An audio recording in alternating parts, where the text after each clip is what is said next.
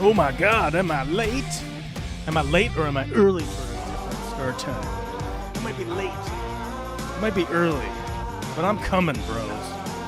One way or another. One way or another.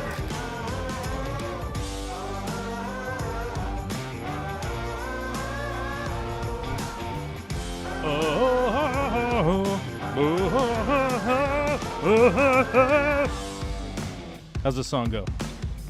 Oh, this is the breakdown right here in the middle. The breakdown, baby. Burp, burp, burp, burp, burp, burp.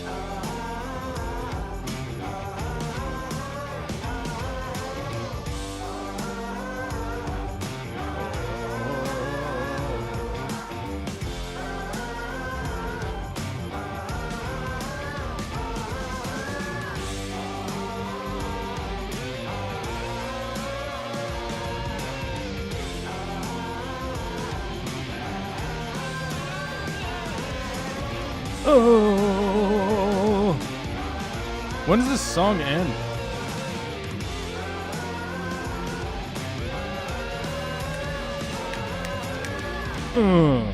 There it is. There it is, folks. The end. The end of that song on the intro to the beginning of the show. Whatever the beginning of the show is. Whatever this show is. It's happy hour. It's happy hour with your lovely narrator. Diabetes.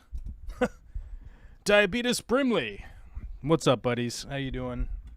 God, what is it with the microphone today? I moved stuff around to my own fault, so I'm literally going to be playing with the microphone here, trying to get it straight, probably all day. So my apologies ahead of time. Preemptive apology strike. From above, dropped from likely a C-130 or something like that. A large package of apology for messing with the microphone all day. Because I probably will continue to do it. You know, I probably will continue effing with this F-ball BS I got going on over here. Woo, buddy. Oh my God, we have an interesting question here at the very beginning of the show. Question, are you following the sports balls things going on in the NFL? Yes, I am. I follow the NFL. I had to pick a sport, okay, to be clear. To be clear and fair and balanced, TM, trademark, circle R. I had to pick a sport, you know?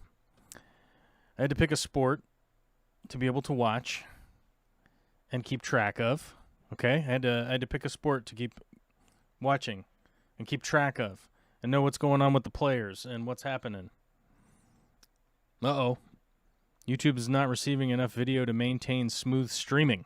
Oh, God. We have an alert. Open the widget. Why are we buffering? Why is it telling me we're buffering at this point? I don't know. Are we getting a poor quality connection? You guys let me know in the chat if we're getting a poor quality connection. I don't know. Let me know. YouTube says we're not streaming good enough. We got an alert. Okay, error. Well, we'll see. We'll go back to this window over here and go back to normal. But it won't let me close this big giant yellow alert right here. You know. Okay, so we'll see if that alert will close on its own. Back to what I was talking about, which was at one point in time in my life, as an adult man, you have to pick your battles here. Okay, I can't follow baseball, I can't follow hockey, I can't follow baseball, I can't follow baseball. I can't follow baseball, okay?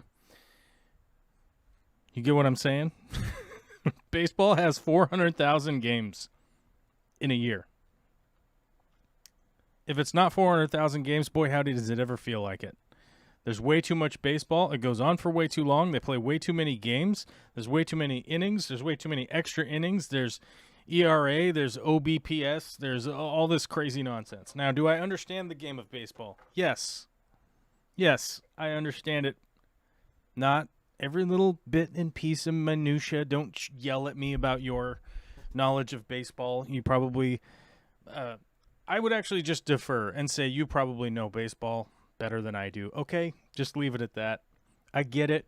I know what's going on, but you know it better than me, and that's fine. And because of that, your passion burns so strong that you can watch 400,000 baseball games a year. I get it, okay? Understood. Basketball. The Seattle Sonics, whom I had the pleasure of seeing basketball greats like Gary Payton, Sean Kemp, what was his name? Detlef Schrempf. I was very lucky as a young man to get courtside NBA seats because my father, bless his heart, is not a wealthy guy, but he would volunteer to strip and resurface basketball courts during the summers when his work wasn't as vigorous for like charity basketball leagues for like kids, stuff like that. And because of that, he would get free courtside seats. Not all the time, or not a season tickets or anything like that. Just once in a blue moon, he would get a pair of courtside seats to go see the Seattle basketball Sonics. Okay? My dad would go, the boys would like to go watch basketball, not me. So he would give us the tickets. We would go and we would watch the Seattle Sonics courtside, check out the games. I swear on my life, I don't think I've been to a professional an NBA game where I didn't sit courtside. Now, there may or may not have been a point in time in my life where I have gone and sat in the 200s or the 300s or whatever. It's possible. Somebody from my past might know better than I do, but I can say I went a handful of times, probably 6 times in total. One of them was a buddy that bought tickets and took me. I think about 6 times. I saw the Sonics play, blah, blah, blah. Courtside, very cool experience, amazing. Then the Seattle Sonics were just sold out from under the city proper.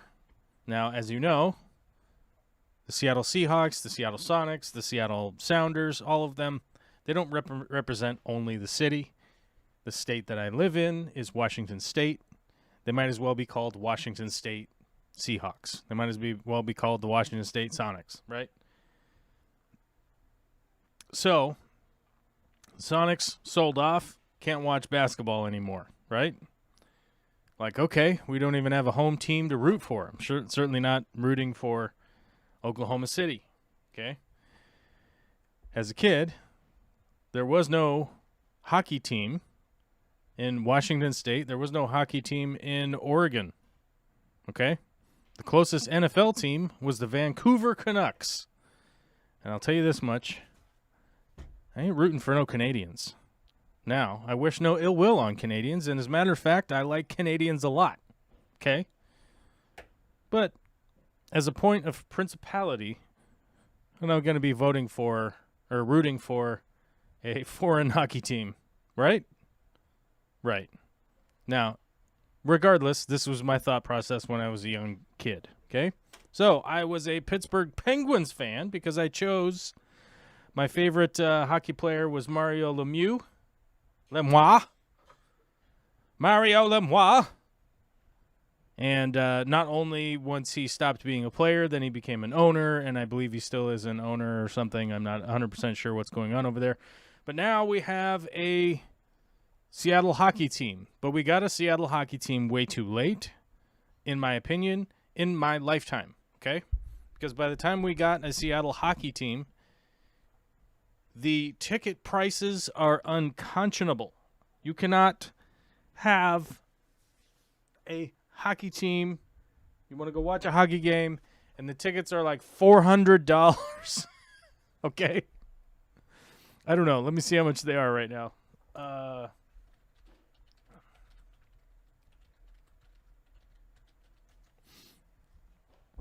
So we want the Seattle Kraken tickets.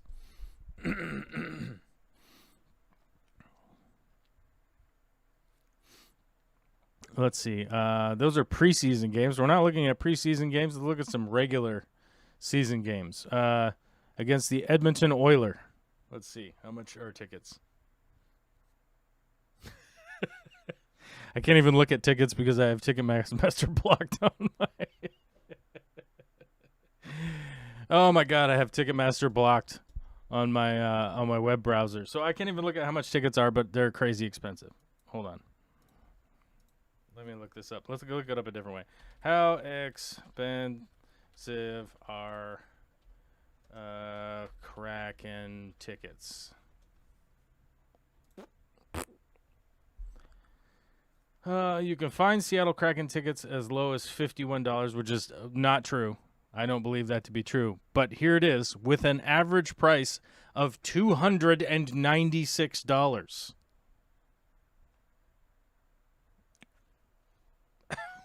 What? Excuse me? Excuse me. The average price of Seattle Kraken tickets is $296 from SeatGeek. Okay? SeatGeek says the average price is $296. That is for one ticket, okay? Then you throw in parking, which is probably upwards of $60. $60 probably for parking. A couple hot dogs at $4,000 a piece. I don't even know how much hot dogs there are at the Kraken. I don't even want to know. It's probably absurd. But you spend another $60, $70, $100 on some food and stuff. Maybe a shirt, jersey, hat, beanie. Maybe a beanie. Maybe you can afford a beanie. I don't know. But look, if you're trying to tell me to experience a 90-minute game. Oh, crap. How long is hockey? 3 15-minute periods. Wait, how long is a hockey game, right? How long is hockey? Am I losing my mind? It's 3 15-minute periods, correct? With the intermission? It's around 90 minutes, 2 hours. Am I losing my mind?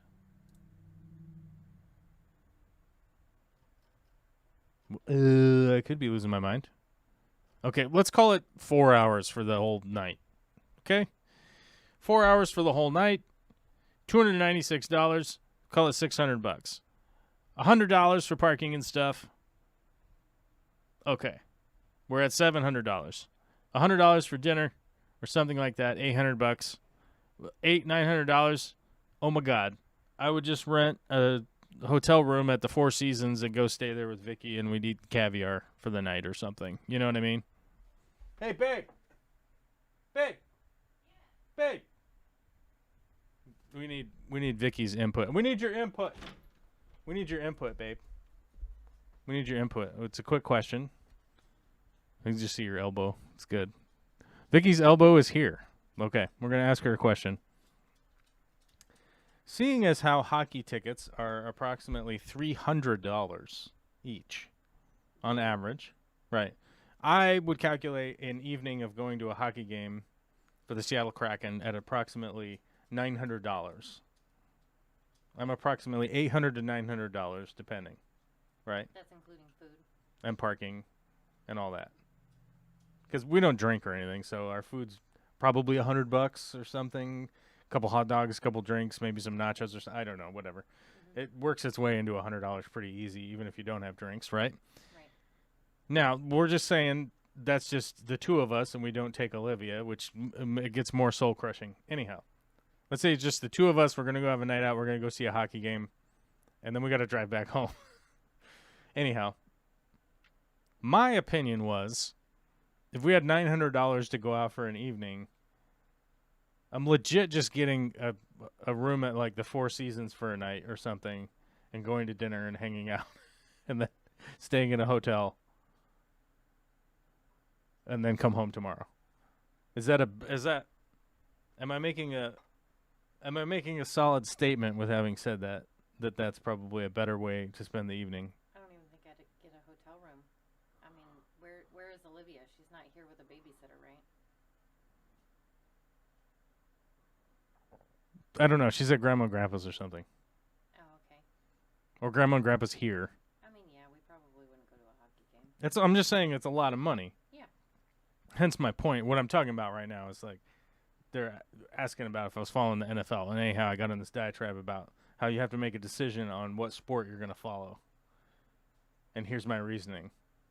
That like hockey came to Seattle too late in my lifetime. Had it come here earlier and there was like $10 seats and stuff like that, we'd probably be going to hockey games sometimes. Yeah. I mean, yeah. Everett has a team, though. Or at least make an effort to go. That's not NHL. Oh. Okay. Yes, those people are playing hockey, but that's not the NHL. That's not the main league. Okay. The big leagues. Okay. Right? Get off my back. Get out of here. Go away. Oh, So what do you think? now? Is that better? Am I making it good? All of this just to say that we don't follow hockey. All of this? I'm sorry. I've encumbered you incredibly. Well, I mean, yes, accurate. We would not go to a hockey game. Would I like to take Olivia to a hockey game one day? Yeah, sure. I'd like to take her to a baseball game and a football game too. But Yeah, when we could pull the baseball game is what I'm saying. well, yeah, Maybe. yeah. Not in the playoffs. The $100 parking is soul crushing. Yeah. Although someday public transportation. All right, thanks, babe. We appreciate your input. I was correct in my assessment that we would probably do that instead. Anyhow, so that's kind of my point of why I follow the NFL. I know that no one cared to hear that long diatribe and go over there, but we did. So that's how it is. Fishing Outdoors with Lando was asking a lot of questions earlier. Before the stream, says I've watched before, but what exactly does he do on his channel? I do a whole bunch of stuff. And I think it was pretty well established by Nabokov fans. Says Corvus does it all. He's passionate about aquarium plants, loves shrimp, keeps a variety of fish, builds a ton of cool things, an artist, and plays games. Yes, amongst other things. So a perfect example, Lando, is that I started out YouTube. Whoa. I started out uploading content to YouTube, I don't know, 14, 15 years ago or something like that. In 2008 is when I had a YouTube channel. That's before monetization or anything like that. It's before YouTube was a job or anything like that. I posted a bunch of videos of us falling down hills, crashing in shopping carts, doing all sorts of nonsensical tomfoolery that young men do, and record with a video camera for to be charged with crimes later, probably. Anyhow, so I did that for a long time, for a couple years, and then I got I had fish tanks when I was a little kid. I had fish tanks later, blah blah blah. Long story short, in my I don't know, early 20s or mid 20s or something, mid 20s probably, like 24, 25. I got back into keeping little tiny nano planted aquariums. And back then, the only way to really talk to people on the internet about your aquariums was to be on forums, right? Forums are basically Reddit of the past, right? People are typing their posts in. People are commenting back and forth and creating threads. Forums were the precursor to Reddit, essentially. Now, one of the big issues back then is verifying that you knew what you were talking about. So at one point in time, somebody was essentially talking mad shit, bruh. You know what I mean? They were talking that trash, and they were like, I don't understand why we would listen to this guy, blah, blah, blah. Nobody knows who he is. So I started posting the world's worst YouTube video of me just walking around my apartment silently with an iPod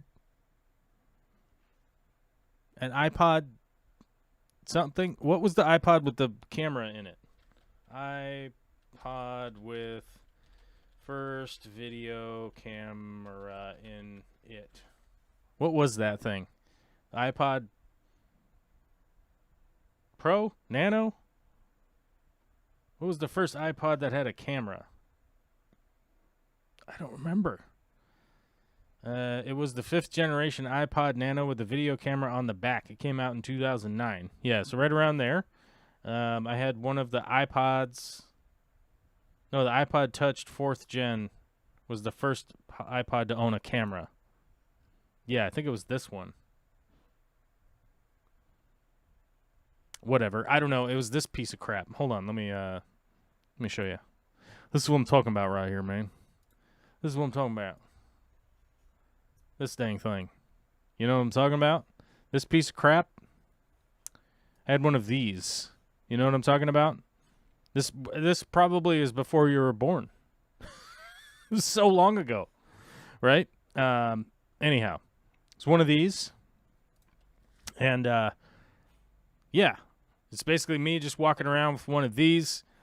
All my early videos on YouTube were made with this piece of crap, the iPod. Then I think another iPod came out like a little while later, and I got that because I think I broke the one that I had. Does that make sense? You ever broken a cell phone before? It was more traumatic back then than it is even now. Anyhow. So, that's what I started out my air quote YouTube fish tank career, whatever you want to call this, was me walking around with an iPod.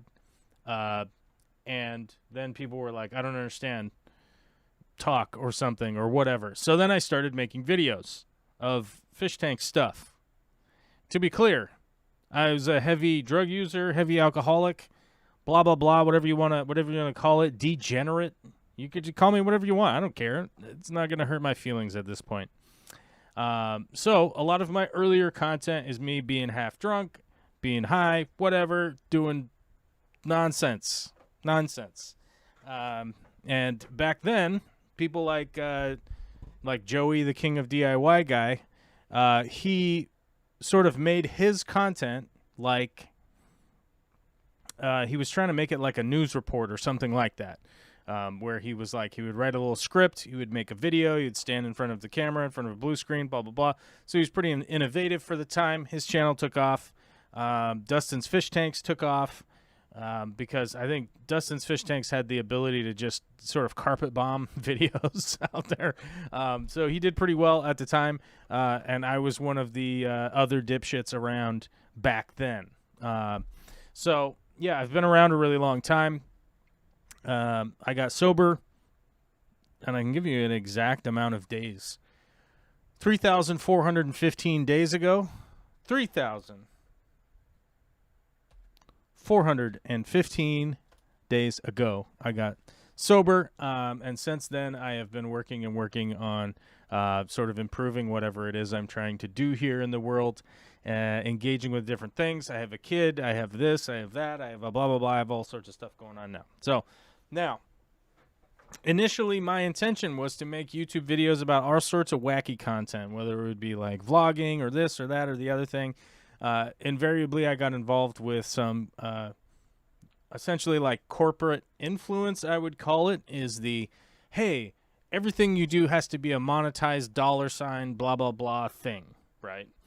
So if you're going to make a YouTube video, the thumbnail has to be immaculately engaging for your click-through rate, otherwise referred to as your CTR, right? You also have to make sure your title is click worthy. We got to have a clickbait title to get people to click right in there. And and then they're in there, and then you got them, and then they're hoping that they're going to do the thing in the video, and then they sit there and they wait for you to go through doing the thing in the video, and then you don't do the thing in the video, but they watch the whole thing so that the computer thinks that, boy, you supplied the thing that you said you were going to supply, right? Then, you got to do market strategy. You got to figure out how to airdrop ship things and blah, blah, blah, and all this kind of crazy shit. And eventually I admittedly was sort of influenced by the content that I was trying to make that said everything has to be a monetizable item. Everything has to be this. Everything has to be that. The commercialization of like the YouTube content probably seeded itself into my brain. And then also the other interests I had with people that I was working with is that people would get mad if I was to say fuck or shit, or I believe that abortion should be legal up to like 25 weeks probably, and then it should generally just be legalized because it's something, it's women's health care and it should exist and blah, blah, blah. And then all of a sudden the Christian outrage or whoever believes that some book that was written by some guy is more important than the well-being of the people that they live next to will freak out and they'll lose their business or something. Now, one of the things that I'd like to remind people is that, like, I'm an independent creator. If you want to support the channel, you can. If you don't want to, you don't have to. But what am I going to make around here? You mentioned that your channel is named Fish and Outdoors with Lando. So I assume Lando is going to be in that, and it's going to be about fish and outdoors, right? A lot of my content is about fish and outdoors. I have a whole bunch of videos of hikes and things that I've gone on that I'm trying to work into a sort of why go hiking narrative for the average person. I have a bunch of fish tank content that I have recorded that I'm working into some series and stuff that are going to be starting to come out pretty regularly now because I no longer work for any other companies. I'm currently, if you want to call it, I'm unemployed. I'm just a guy figuring it out. So I have a lot of content coming out. I am also pretty busy with my family and trying to figure out the work thing for income, right? So a lot of stuff is changing and going on, but as far as content that's going to happen on this channel, it's going to be fish. It's going to be outdoors. It's going to be building stuff. It's going to be not building stuff. It's going to be this. It's going to be that. It's going to be stuff that's going on. And, I've more often than not, I've kind of told people that, like, hey, man, if you don't like the content, I'm not going to, try to strong arm people into watching whatever I make or whatever. So if you're happy with it, cool. If you're not, okay. Our poll currently, Crystal Shrimp are winning on our poll. Okay. All right. But to address the elephant in the room, Skog Shrimp and stuff with a 3415 super chat. Thank you very much, my guy. 100% appreciate it. It'll help keep the lights turned on around here, especially after the crazy argument I had with my internet provider over the weekend. I'm currently experiencing the you've been a good paying customer, so we're going to raise your rate now thing. I don't know if you guys are familiar with the introductory rate thing that they get you with. Is that like, hey, you're a new customer, so we're going to give it to you cheap. And then it's like, hey, you've been a customer for a long time, so we're going to raise the price now. And the analogy I was thinking about over the weekend while I was arguing my point with the internet service people was like, imagine that you go to the same gas station for a year, right? And for that year, there's a price. Then after a year, you drive up to the gas station and they say, instead of, let's just say gas is $5, as it's easy to do the math. Let's say gas is $3. So you drive up to the gas station, and instead of gas being $3 for you, because you've been going there and buying and paying for your gas, it's now $3.30, right? It's $3.30 a gallon for you because you've been going there for a year. But anybody that's new to the gas station, they'll get it for $3 a gallon instead of $3.30 a gallon. You see how fucking bonkers that is, right? And like, I don't understand how any company would think that like this is the way to do business. Like, guess what? We'll just punish customers that have been good customers. So, needless to say, I'm going to be making a lot of phone calls and probably making people mad. And I wonder if this is why YouTube is not receiving enough video to maintain smooth streaming today. That makes me wonder. But regardless, we'll see. We'll see what happens. It's David versus Goliath, right? From the Bible book we were talking about earlier. Nabokov fan is here. How you doing, man? I'm doing good. Skog shrimp and stuff. I don't like how it defaults to top chat. I'm doing okay. I got a screaming baby. Oh my god, I know how that is. When the babies get going, sometimes they get going. I did have a lovely weekend with my beautiful daughter, who's an amazing lady, little tiny human. She's a little tiny human. If you guys don't know, she's 4 years old, and every bit of it. Oh my god, what did I do? There we go. I had to fix the camera. I did move the camera. I took the camera off the thing because I was trying to move a bunch of stuff this weekend, and then I had to put it back, which is why people hit the like button, right? Yeah, that's why they hit the like button, because it's hot and fresh.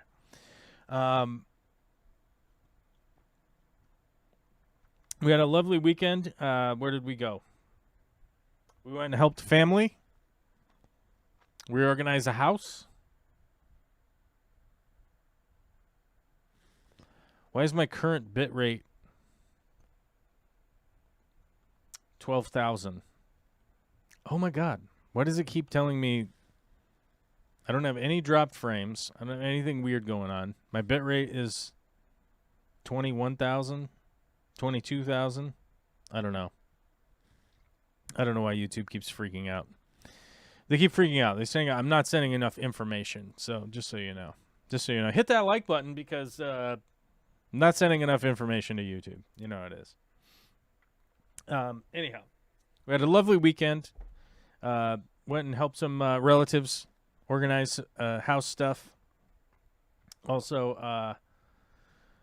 what did we do in the evening? We fixed, we fixed a bunch of stuff on Saturday, but Sunday, we got to go to the kangaroo farm and go visit and feed and pet kangaroos. We saw those ring-tailed lemurs. You can't pet the ring-tailed lemurs, but we got to pet some llamas, and we got to pet some kangaroos, some wallabies. We saw some kookaburra. Can't pet the kookaburra. They're little bitey birds. So don't pet the kookaburra. Very cool, though. Very cool little bird. Couldn't pet the lemurs. It's kind of a bummer, but that's apparently just their vibe. Like, they're not pettable unless you've been around them a bunch and you know how to kind of steer clear of their freak out, right? Which was explained by the handler, was they were like, look, they're a lot like cats, that they're cool a lot, and then sometimes they turn around and freak out, sort of deal. And because they're a lemur, it's a little squirrelier than a cat, right? You know, it's a little wilder than a cat. But we saw that. We saw miniature horses. We saw a deer. There's randomly a deer there. They had emu. Emu? Is that right? Emu? Emu's like the not ostrich, right? Yeah, we saw some emu, which was hilarious because this place adopted the emu couple that was apparently told to them that it was a male and a female. As we're told, the females are bigger than the males when it comes to emu, right? And so one was bigger than the other one. They were told that that was the female and this was the male. Over time, they eventually have figured out they have two males. They have two males that are coupled up. So, gay couple of emu, which is hilarious. But they get along pretty well and having a good time being big, giant, flightless birds. Couldn't pet those guys because apparently they will peck little children, right? And their beaks are serrated on the sides. So whereas some creatures might kind of peck a little bit with a smooth beak at like a little kid, the serrated edge apparently has been a bad situation at times. So they are leaning on safety and saying, stay back from the emu because your little kids might get bit by a giant flightless bird. So, yeah. What else was there? Alpacas. The alpacas and the llamas got to go in the corral with them. They were very nice and very fun to feed, and that was great. Then we went to some junkyard place to get burgers. Went to a junkyard place. We got burgers. Fantastic. Chef's kiss. They didn't have onion rings, which is a straight punch in the gut. You know, you're like, hey, man. So I ended up getting the milkshake. Milkshake was like a hand-dipped milkshake, super thick. I mean, it was tasty, but I feel like the hand-dipped milkshake. Okay, here's the issue I have. If the person making the hand-dipped milkshake doesn't really understand the what do you need? You need enough liquid and enough solid to make something that becomes a milkshake, not a cup of ice cream, right? When you get that milkshake there, it was just a cup of ice cream. So you're eating the burger, you want to eat some shake. You can't eat some shake because you're sucking on the straw so hard. You're about to give yourself a hernia, you know? You're about to blow a gasket, but you're not getting any milkshake out of it. And they don't bring you a spoon. So it's a very weird dynamic. But they had no onion rings, so I went with a chocolate shake instead of because I was skipping the onion rings because they didn't have them, which is ridiculous. The lady there was like, we don't have any onions cut. And I'm like, people work here? Like, you all are here. Cut onions. Get on it. I don't know. But they didn't. So it was dumb. I would say the bigger reason that they probably didn't have onion rings is because it's a pain in the ass to make onion rings, and I'm guessing that the boss wasn't there. So they were just like, yeah, we just don't have any, you know. It's weird. Stephen P. Aquatics is here. What's up, buddy? What are you doing? Renee Dequois. I don't know how to say your name. Hello. Well, hello. Hello, Renee. Good to see you. Mickham says that's a twisted way of doing business. Yeah, the internet provider thing makes no sense to me. They're like, we're just going to raise the rate now. Yeah. Corvus, I pulled up the website. Cheap seats are $26 per seat for the upper bowl. Front row, upper bowl. Good seat is about $53 or so.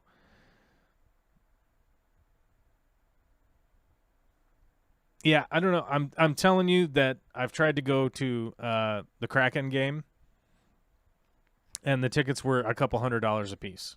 I'm saying, I think SeatGeek was accurate in saying it was $296 because that's what they end up selling for. The reality is that all of the games will be sold out.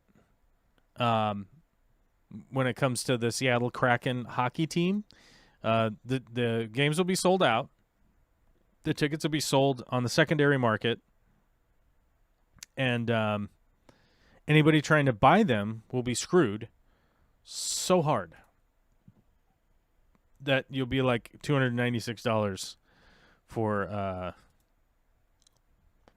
a ticket. You know, it's abysmal. And it's brutal and it's rough. I always wonder if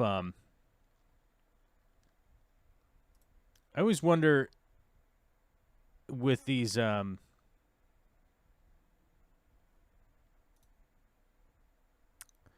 on. Back online at 4 a.m. Okay, I don't understand. I just want my paint. I've ordered paint for a project that I'm gonna make for you guys, for you YouTubers, for you YouTube people, and the paint hasn't come yet, and it's frankly pissing me off, and it has been unfulfilled. My order is still unfulfilled, and I don't know why. And then their customer service thing is run by a bot, and it's pissing me off. And I just get the paint and ship the paint over to me. Like, just do it, and we'll all be happy about it. And the places that brag about how thick their milkshakes are too. Yeah, that's a big issue. It's a big issue. I'm saying that, like, and it's an issue of pragmatism in the fact that, like, I want to eat my milkshake with the meal, right? Like, if I get a milkshake, I want to eat it now because I didn't order a milkshake for like an hour from now, right? Or half an hour from now or something.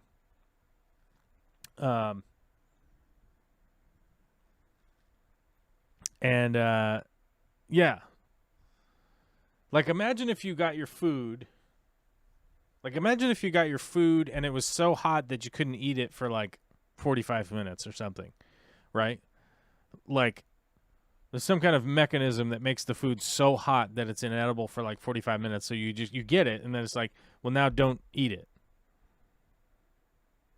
Wait 45 minutes, It's sort of the same thing. It's a temperature situation, right? Like, you're talking about this super cold ice cream that's you can't get it through the straw. You can't even eat it. But, yeah.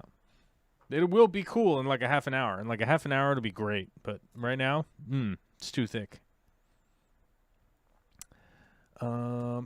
What? Kangaroo Farm sounds rad? Yeah, Kangaroo Farm was pretty cool. It's really cool to see kangaroo up close, be able to feed them. They eat apple tree leaves, by the way. They really love apple trees leaves. I don't know why. It makes no sense. But there it is. They love it. It's like their favorite leaves to eat. And we have an abundance of apple trees here, but I don't know what they do when it's cold out. Makes no sense to me what a kangaroo would be doing here. They're outside. They have like little loafing sheds, They have like little barn situation, but yeah, I don't know. I guess kangaroos don't care what temperature it is. Maybe they just don't care. What's the paint color? The world's blackest black. What's it called? The blackest paint.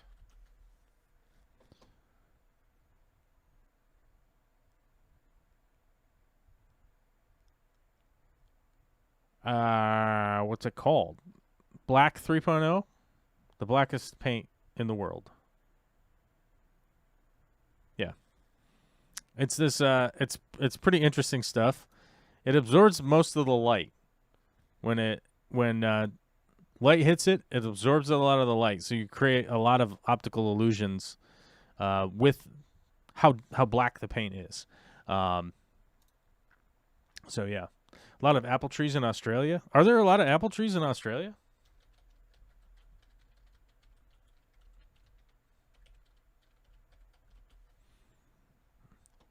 Many Australians have chosen the Malus domestica, widely known as the cooking apple, for their gardens. The apple tree varieties bears medium to large red fruit.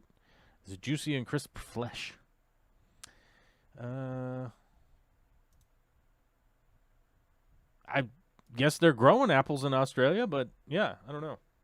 Are apples from Australia? Where do apples originate? I should know this.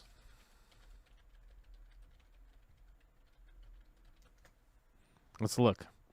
Apples are not native to North America. Okay, here we go. We've started. We've begun. They originated in Kazakhstan in Central Asia, east of the Caspian Sea.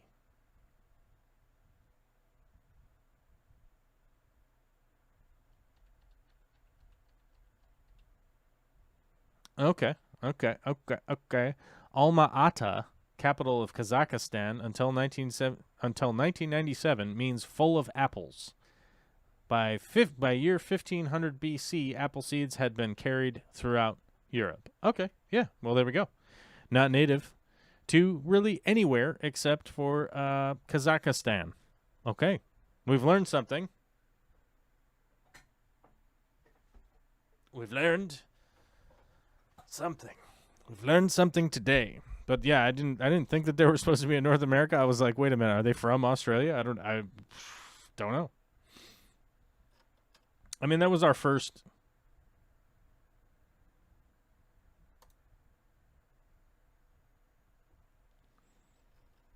Bow, bow, bow, bow, bow, bow, bow, bow, bow, bow. Scientists point to a Central Asian mountain range. It's located in a region where Kazakhstan, Kyrgyzstan, and China come together. So name the Central Asian mountain range where the first wild apples said have grown. This answer is the Tian Shan Mountains in Central Asia, where scientists have traced the origin of apples. Okay. Fun apple facts. Brought to you by the color brown. Brown Town. Brown, brown, brownie brown. You guys remember Biddy Brown? I think she got poked in the eye by a chicken yesterday. She has like one of her eyes is red and super irritated today. The Biddy Brown dog, I think, was messing with some chickens. I think she was in the backyard and got pecked by a chicken. And that was how Sylvester and the creators of the movie named the film. Is that how they named it? The Rambo apple came to the U.S. from Gothenburg. Oh. Well, okay. The cool team says, I've heard about that color. Exciting stuff. I do have some on hand, but I don't have enough for the project. I have a small, like a 10-ounce bottle or something like that. I need the big bottle, and I've ordered the big bottle, and it was not cheap.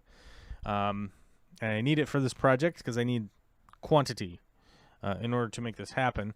And they haven't even shipped it yet, so hopefully, I don't know. Hopefully they can do something. I don't know. I keep trying to contact them, and it's just a robot answering. So it's kind of pissing me off. Boop. Scott Shrimp and stuff. Yeah, I know. It's been a long time since I've been to a game, but I'm imagining like a petting zoo feeder. Put in a quarter and get the mustard. Well, yeah. Actually, the toppings are legit.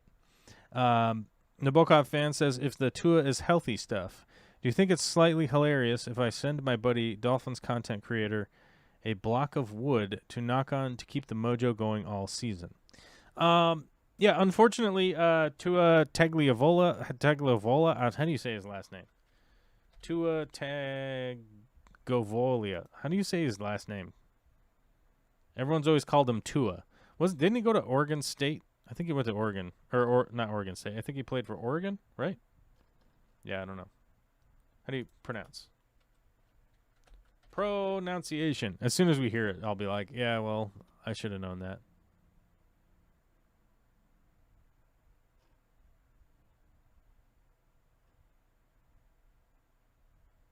Oh, here we go. We Are we are listening? looking at how to pronounce the name of this football player. We'll be looking at how to say it more confusing. Tua Tagovailoa. Okay, American football quarterback. Tua Tagovailoa. Tagovailoa? Is that right? I don't know. Tua. We'll just call him Tua. He had some concussion protocol. He had some stuff where he was injured. And I one of the things I don't wish on other people is poor health, other than diarrhea. I always wish diarrhea on my enemies because it's hilarious, and I hope they properly treat themselves, stay hydrated, maybe some Imodium. I don't know, whatever. Take some meds. You could fix yourself up. I don't wish ill will and injury on people, obviously, but he had some injury in the past. He seems to have recovered. They kept putting him back into the game, and they kept putting him back into the games, there's some controversy around that. I don't know. I mean, it's really hard with it's really difficult to figure out with head trauma whether or not somebody should be playing or not, or this or that. Obviously, the controversy around the NFL is that a lot of the players are forced to play and blah blah blah and this and that. I understand being a starting quarterback, he's under the pressure to try and get back in there to not lose his job. Hopefully, he is healed and he doesn't have any long-term effects. I did watch parts of the Patriots-Dolphins game last night, and admittedly, the Dolphins look pretty darn good this year. Clearly, there's some stuff they also have to work on, but they looked pretty good. Admittedly, yesterday I did miss the Seattle football Seahawks overtime win against the Detroit football Lions, and that's my bad. That's my bad. I thought it was an afternoon game. I was wrong. The Seahawks don't have those 10 a.m. games very often anymore.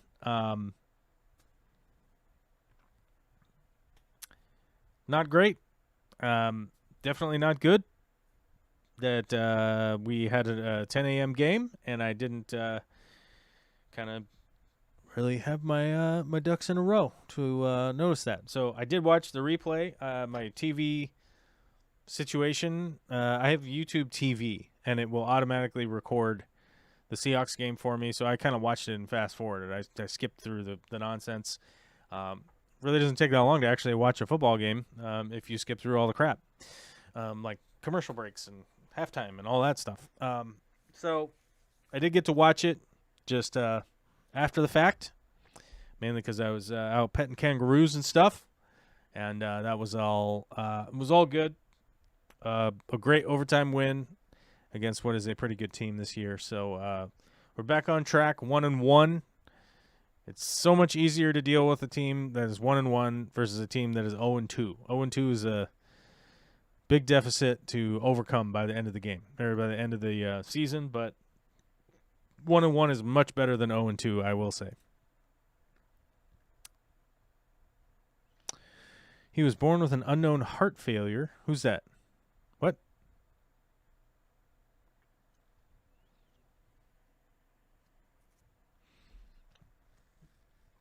Did Tua almost die? Did he almost die?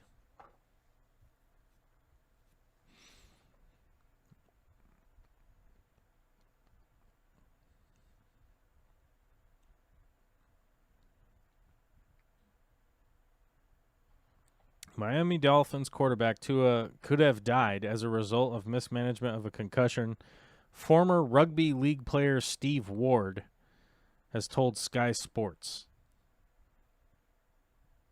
Okay, I'm sorry. I'm going to take this with a grain of salt. The former rugby player told Sky Sports. I'm sure a former rugby player would want to punch me in the face. I don't think he's a doctor. Is Steve Ward a doctor? Let's look him up. Let's see. Steve Ward, rugby player. Is he?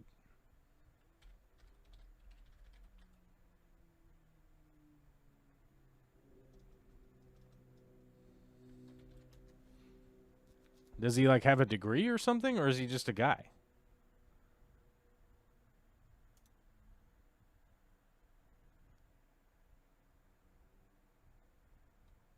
All right, hold on. Steve Ward's message to rugby league over DNA.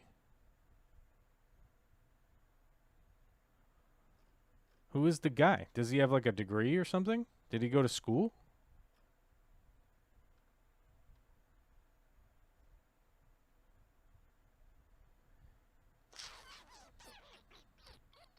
Let's see what. Does he have a degree? Does he have rugby player? Does he have a medical degree? Medical degree.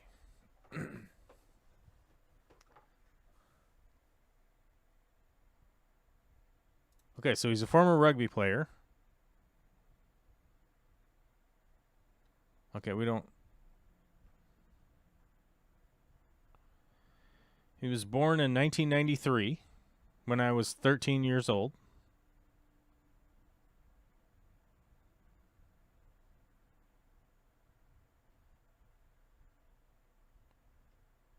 Steve Ward is not your average 25-year-old. Philanthropist. Mental health ambassador and rugby league player. Steve Ward is not your... So he's 25 years old. In... What year was this? In 2019. So he's like 28, 29 years old now. Regular season, traditional manner of fest, recovering and training. Ward was combining mental health seminars with his work to recover from a 6-month knee problem. The injury is the latest setback to halt the career of a player many believe to be one of the most talented English forwards in recent years, but Ward remains pragmatic. Upcoming Okay, like to be clear, like I'm not going to I don't really know much about Steve Ward, but like if Deion Sanders said the same thing, right? Like I don't know how much emphasis I'm supposed to put into like a former sports player saying that like from somewhere across the pond is like he was probably going to die. I don't know. I do know that it was like very much not a good idea for him to go back into play, Tua specifically.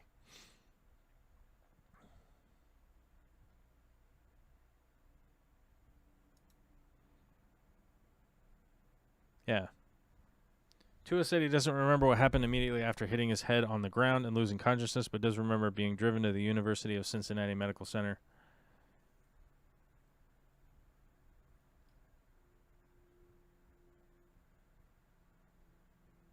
Yeah, I mean, I don't know. The whole situation is not great, but I don't know. I don't know if Steve Ward seems to be the guy who says he almost died. I don't know. Anyhow, moving on. It's the NFL.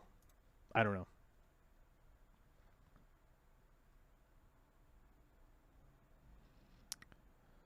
Nabokov fan says, in hockey, you get a concussion, you're out for a few weeks. In the NFL, you get your helmet and a thumbs up if they even stop you from playing on the next play. There's a concussion protocol. You have to go to a tent. You have to get checked out by a doctor. I don't know. I mean,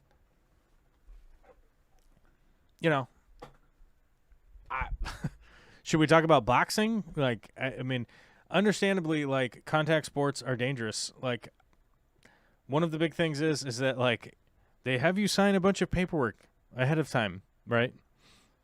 So, like, I'm not trying to argue whether or not the NFL is good or bad or right or wrong or anything like that, but, you go into it knowing what it's about, right? Like, nobody going into the NFL has not played football before. It's not like this is your first day, So, I don't know. They're grown men. They're adults. They could choose to not play. They could, I don't know. That's really when it, I don't know. There's not like a great takeaway that makes me sound like a reasonable person, honestly, but a lot of it does lie in my mind around capitalism and the pressures that are put onto people in the capitalism in this capitalist society that we live in, that everything is about money. There's a lot of those guys that are playing have an opportunity for generational wealth to be put onto their family, and most of them aren't from a position of generational wealth. Does that make sense? And I don't think it's like a racial thing or anything like that. I think most of the NFL players are probably not from a wealthy background. NFL players from wealthy background. I just don't think that there's very many. I really don't. Top 15 NFLers who were rich before they made it pro. Okay. Let's try to reload this. I want to see what the list is. Okay, whatever.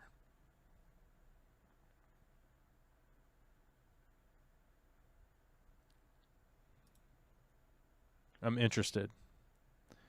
25 athletes that were born rich. The Manning brothers. Yeah, I don't know if the Mannings were really necessarily wealthy, but their dad was an NFL player, but in the 70s. Like, those guys did not make a lot of money in the 70s, okay? It's not what it is now.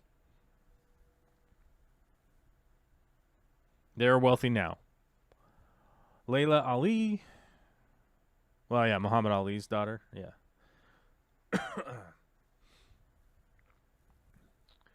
Marco Andretti. Yeah. Kobe Bryant. Kobe Bryant moved to... He was 6. Moved to Italy. Yeah. Oh, Kobe Bryant was a rich kid. Okay. Pete Crow Armstrong. I don't even know who that is.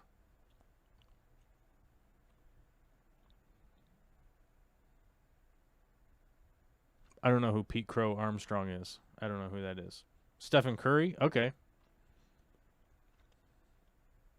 Mike Dunleavy. Dale Earnhardt Jr. Because of his dad. Right. Because of number 3. Nick Foles. Okay, Nick Foles was a wealthy guy. Tim Hardaway, Grant Hill, Bill Laimbeer, Tara Lipinski, Patrick Mahomes. Patrick Mahomes is actually a rich kid.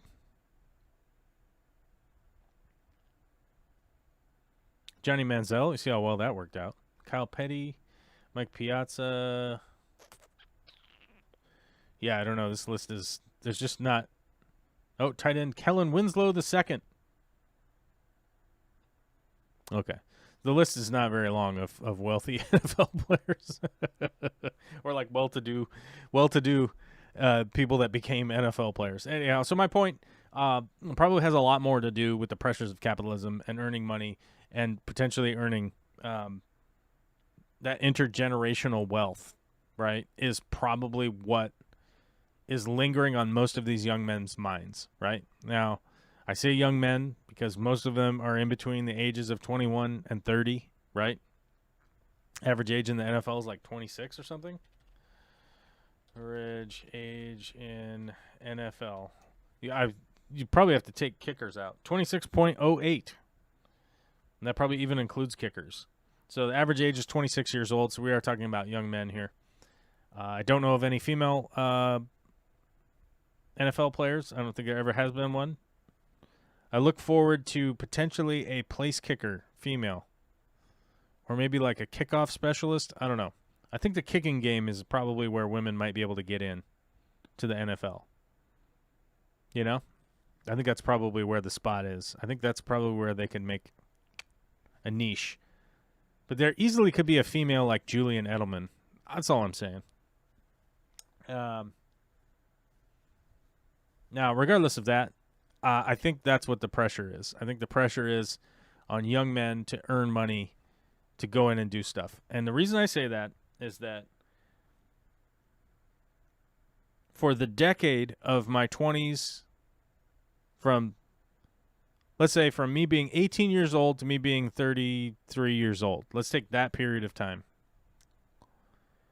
I have worked with all sorts of men with back injuries, knee injuries, bleeding, burnt, stuff in their eyes, stitches, all sorts of injuries that they probably should have gone home for a couple of days and gotten rest to come back to work. And guess what? They just work through it. They just work probably at the detriment of their health because they got to make money. They got to make money. They got to do it. You got to go. I can tell you that I spent a lot of time as a chef where people were handling people's food, and people did not take sick days because you do not make enough money to just take days off. There are countless days that I worked in kitchens where people with the flu, people with whatever was before COVID, right? Every virus, cold, flu, strep throat. Had a guy work a shift with appendicitis. I had a guy work a whole shift with what do you call that? He was in diabetic shock. And he passed out at work. He threw up and probably had a seizure of some kind, passed out on the ground, and had to get sent to the ER. He got drove in a hospital to the ER, and it turns out he had some kind of diabetic shock, which, of course, then he got a gigantic bill from the hospital, which he promptly threw into the garbage. As far as I know, he never paid it, and I don't know what kind of pressure that's put on him for the rest of his days, but he's probably been in collections forever, right? So, yeah. Luke Wang's here. What's up? Just bought 2 pair of Apisto Personata. Should be getting it tomorrow. I'm not familiar with what Apisto that is off the top of my mind. Apisto Persa... Am I spelling this right? Personata. Oh. Pistogramma Personata. I'm not familiar with these guys.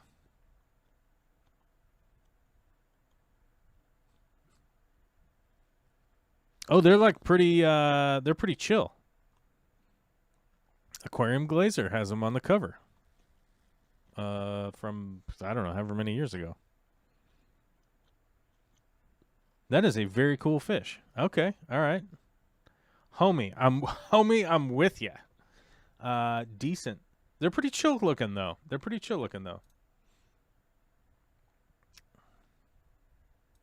Yeah, so I don't know anything about their personality or their care or anything like that because I'm literally like, huh. But my guess would be that their care is probably not too crazy, right? I would have to do a little bit of research on these guys. And I don't know that I've ever like seen them for sale locally. I might have, and I may have just brushed past them, but my guess would be that you ordered them, so it's probably like pretty rare to find them around. And they seem to be wild caught. So hopefully you got some tank raised. It's going to be a lot easier to deal with. Oh, man, they were only identified in 2003. So this is a fairly recent new fish. In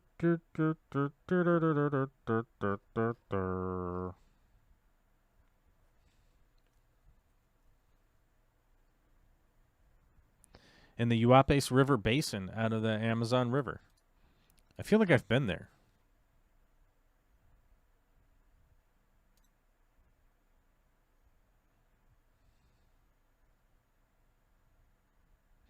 No, that's in Colombia. I was pretty close, though. I was close to that area. I was over here. Hold on. I should show you. Add source. Desktop capture. Smart selection this time. Let's go smart selection. Okay, here we go. Here's our map. We can zoom it out. Enhance. Enhance. Okay. South America. Down here. So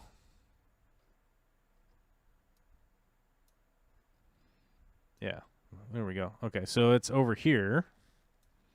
Iquitos is right here. This is where I went. I went to Iquitos. I seen that thing. That's actually a water tower in the river. Oh, that's that. There's a bunch of these. There's a bunch of these in Iquitos. These little city center things. I didn't see that church. Okay. So we went up the river. Where did we go?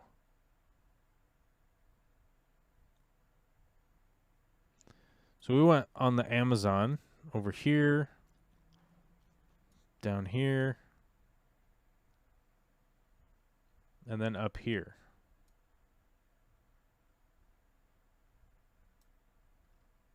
No, we didn't go all the way over there because we would have been in a different country. So where did we go? Uh-oh, I got confused. What happened? Iquitos is here, so maybe we went up here. Yeah, I think we went up here. But when did we go out to the main channel? Because we did go out to the main channel of, yeah, so maybe we, I don't know, don't tell anybody, but maybe we went over here. Yeah, because we went to Puerto Nariño. No, maybe we didn't. I don't know. I don't know where we went now. Now that I'm looking at it, I don't know where we went.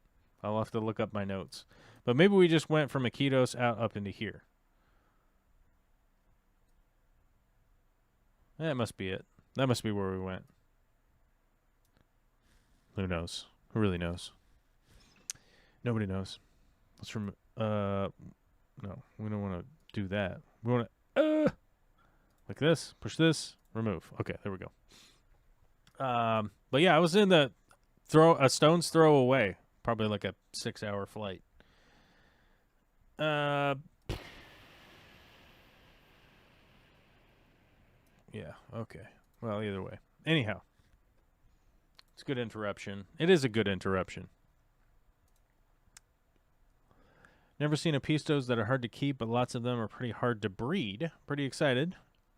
Sorry to interrupt the job sickness discussion. Oh no, I'm not worried about that. It's a good interruption. Let's talk about aquarium and fish. Yeah, that's always a good tangent to be on. Lots of undescribed fish found in Colombia recent years. The FARC guerrilla made a peace deal with the government there. Travel is possible again. That's possible. I don't know. I mean, I don't know if going back to South America is really like on my list necessarily at this moment in time. At this moment in time. I don't think so. It'd be a lot of money for a couple of videos about jungle and stuff. I don't know. It'd have to be like sponsored by some company, and I don't see any companies doing that for your boy over here. It's probably not going to happen. Producing football players is the only real industry. A few small, poor Florida towns. Florida makes a lot of football players. Yeah, very true. Luke Wang says they'll go into the 200-gallon rack that's pure RO, hoping they'll go for me. Actually, it'd be great if you could get them to breed. It's always not only is it a benefit for the hobby, right? Because other hobbyists can get a chance to get some fish, buy some fish, pay you back for a part of your investment, but also they get tank raised fish out there into the hobby and hopefully get them breeding and get them spread around, and hopefully they don't end up in our waterways like they're not supposed to. But actually, there's one. This is funny. One of our YouTube viewers sent this in recently. This is from 2001, but methamphetamine in waterways may be turning trout into addicts. Brown trout can become addicted to the illegal drug methamphetamine when it accumulates in waterways, according to new research. So apparently, in the Czech Republic, they have found that there are some issues with methamphetamine getting into the waterways, and it's causing the fish to get addicted to stuff. Addicted to medicines. Along with Prozac and a bunch of other things that are making their way into the waterways. And I thought that this was very interesting. And I realized that my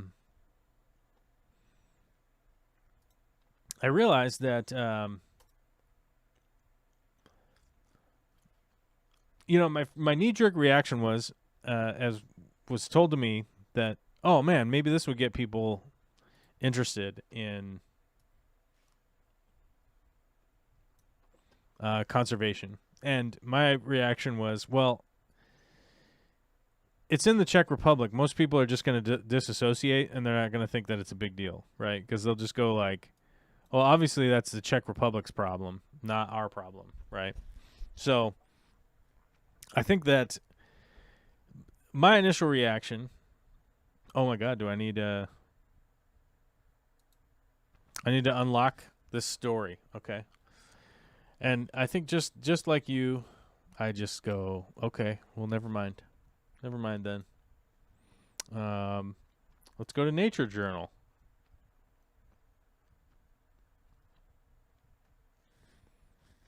Of course, now we got this preference thing where we got to go to the cookies. Off, off, off. Reject non-essential cookies. Okay, I guess we'll go like that. I don't know. Everything. Oh, we gotta subscribe now for the article. So there we go.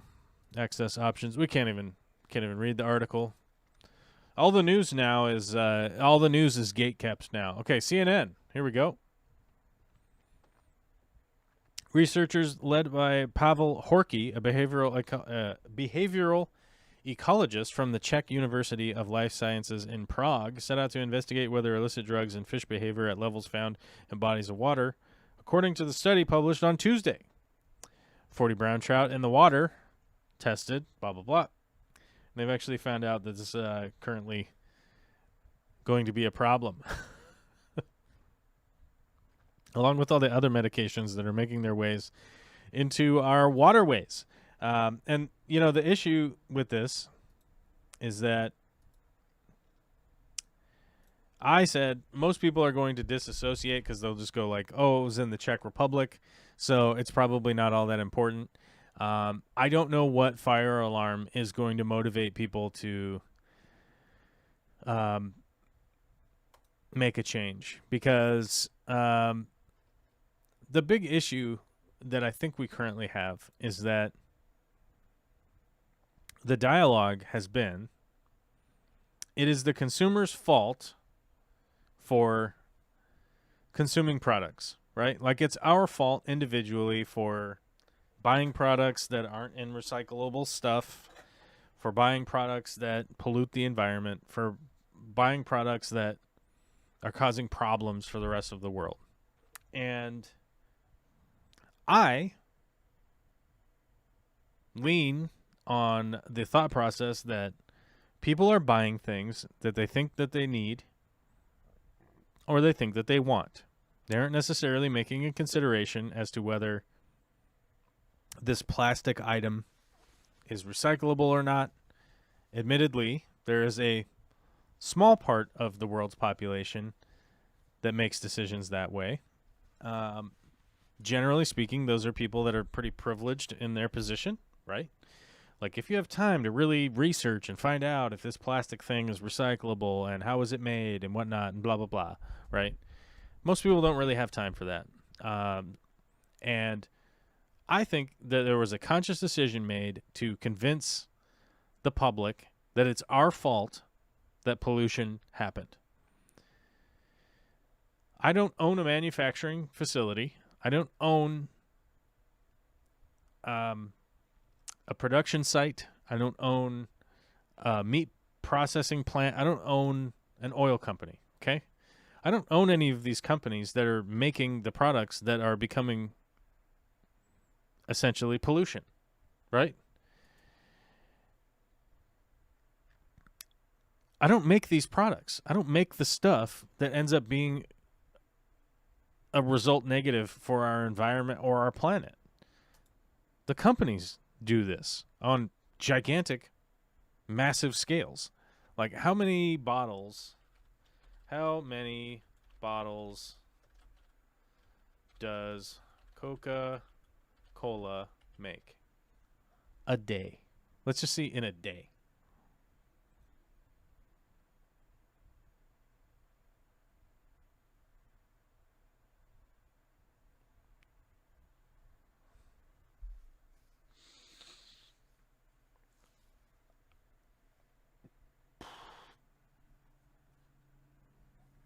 You want to...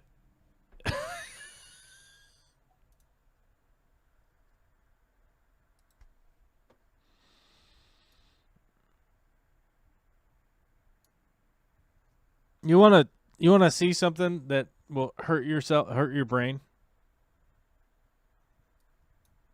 There's something right there that will hurt your brain, okay?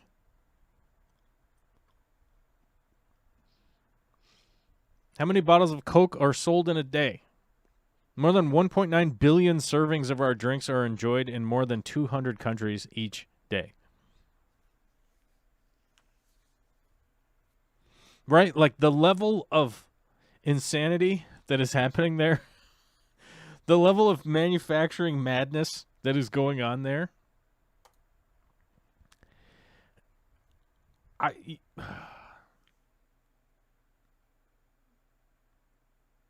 right?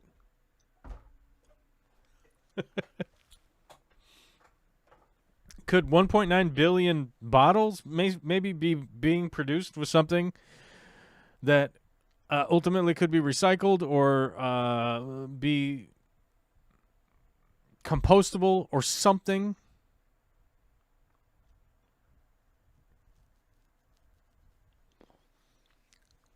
But currently sells 1.9 billion bottles per day.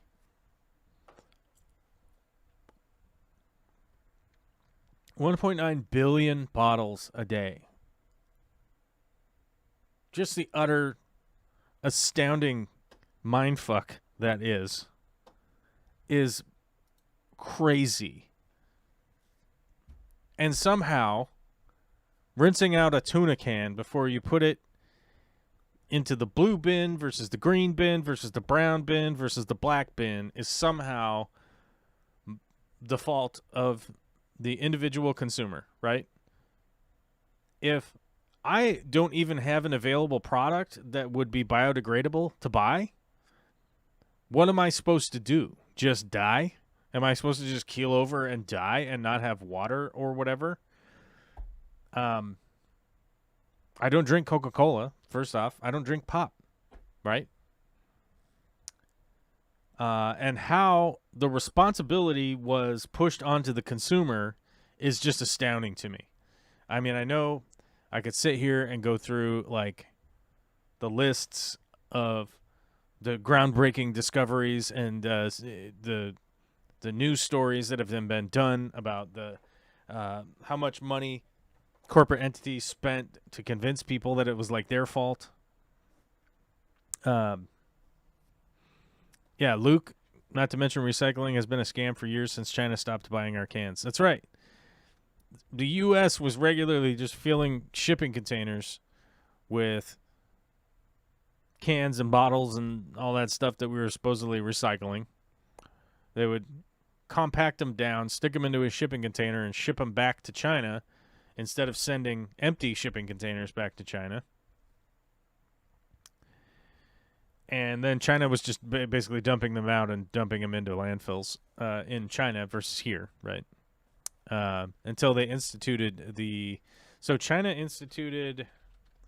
China will not accept recycling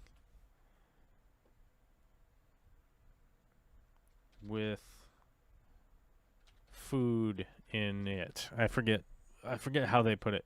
China quits recycling U.S. trash.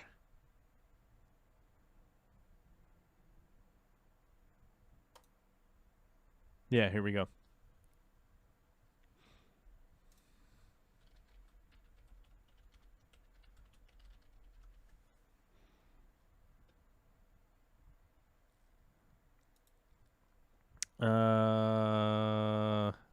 Hello?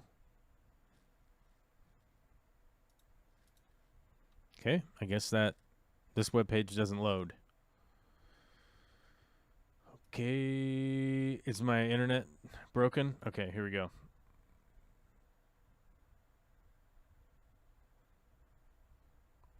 Oh my god. Continue to site. Okay, I need to click on that in order to do it. Okay. China's decision to end imports of recyclable materials created huge challenges and forced a hard look at recycling in the U.S. New legislation aims to increase private sector responsibility for waste reduction and recovery. Okay. Here you go. This is the article that I'm reading from. There you go. You can see it with your eyes. In 2018, China's national sword policy halted the import of plastic and other materials destined for its recycling processors. For decades, these facilities had dealt with almost half of the waste that the rest of the world considered to be recyclable. This irreplaceable global market shut down as the result of abuse. Too much of the material it received was contaminated. Not only could it not be processed and used to make new products, it created an unwelcome waste stream.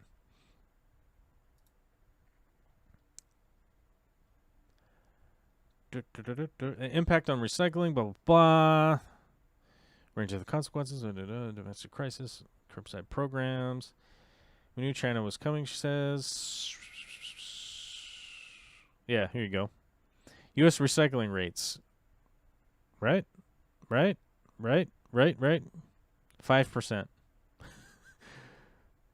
Plastics about 8.1%, or 8.7%, sorry. Aluminum, 17%. Leather, glass, all waste. Paper and paperboard is actually being recycled, which is pretty good. Where is the actual policy? Because I forget what they did is they said that they would take recycling if it was essentially processed and had like 0.03% food waste in it, which is virtually impossible. Which is virtually like impossible for somebody sending that waste overseas in order to like meet that. And I'm trying to figure out like where the percentage was and like how they did it.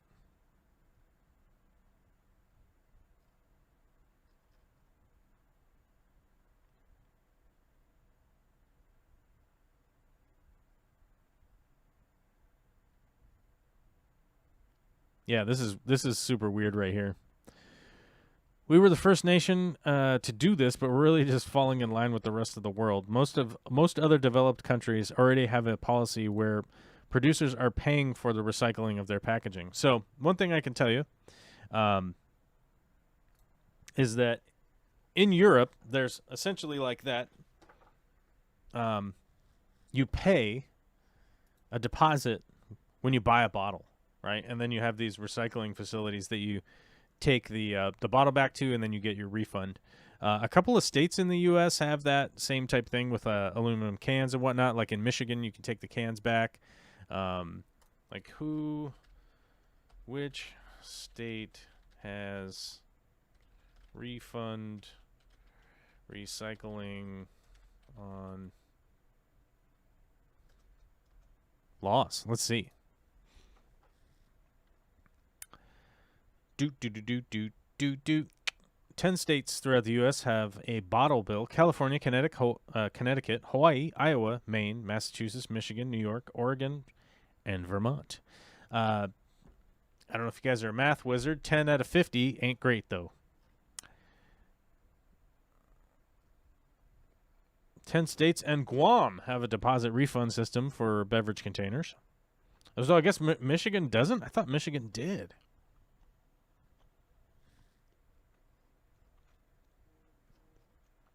Man, I thought Michigan had one. Oh, Michigan does have one. Okay, God, I was about to lose my mind. Michigan's had one like forever. New York has one. Oregon since 1971. Vermont, Guam, but a lot of other states. I live in Washington, and we don't have it here. Actually, the most recent one was Hawaii in 2002. So, oh no, Guam 2010. Okay, Guam technically newest to do that. And while I don't think that this is like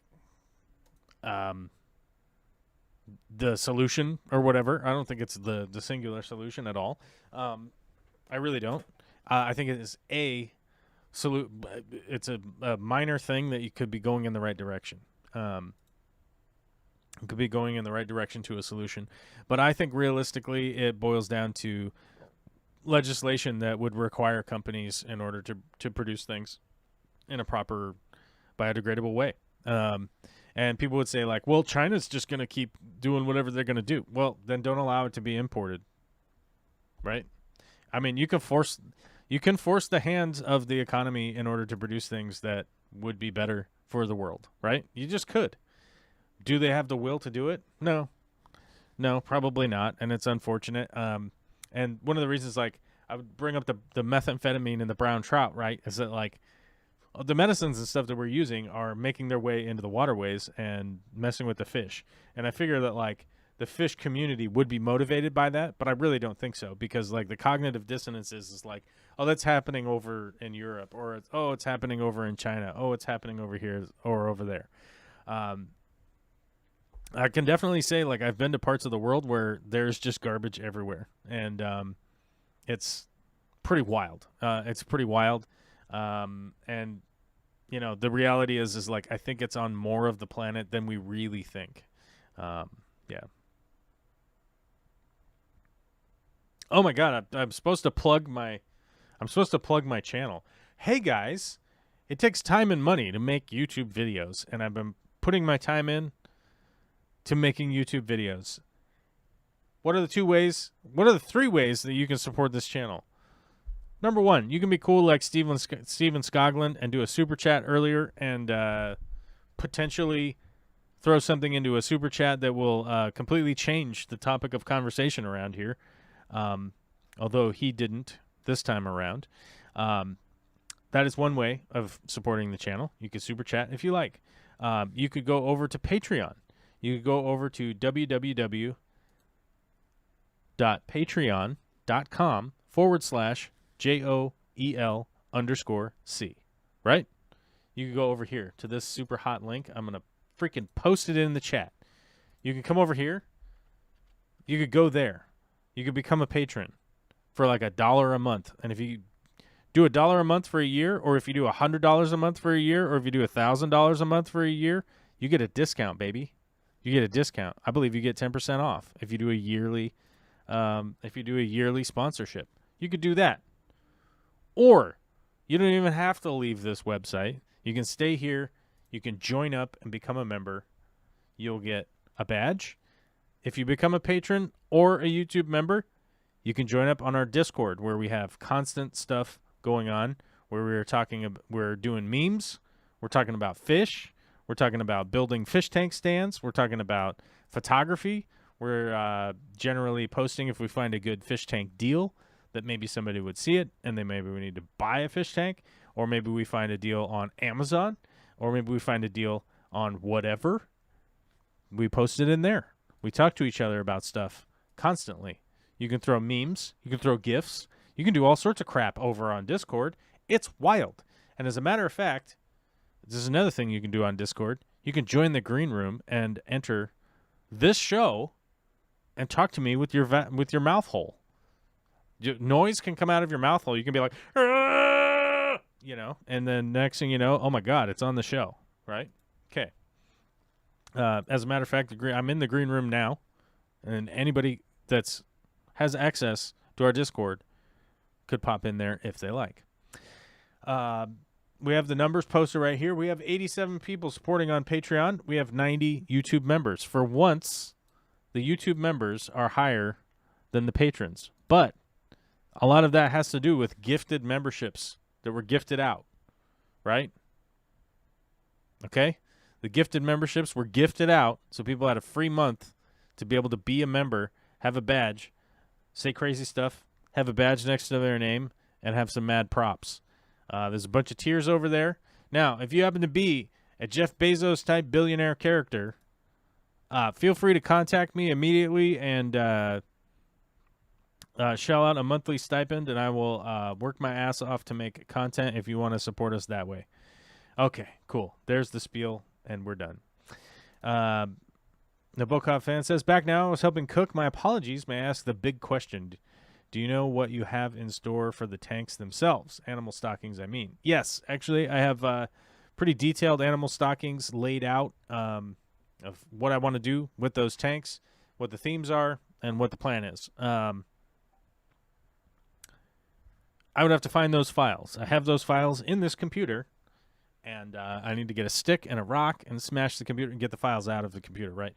No, we actually talked about it on stream one day. I don't know when. I don't know whatever. I'll have to find the stream and make some clips of that crap. Speaking of that, I probably need an editor someday to start looking through these live streams and finding good content. But, whatever. If you guys are a member over on Patreon, or if you guys are a member, you can come into the Discord and give content ideas and stuff like that we should be going on. That's right. Putting chemicals in the water that turn the friggin' frogs gay, like Alex Jones. Oh my God, boys and girls, ladies and gentlemen, we have ourselves a new patron. We got a notification We have a new patron. The Cool Team. The Cool Team.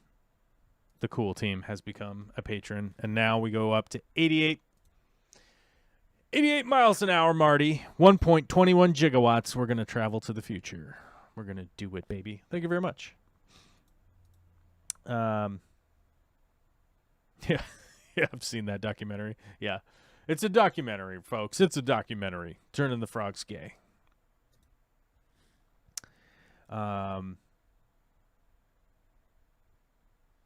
New local Austin says, I rock the Patreon. A casual look. All right. I like it. I like it.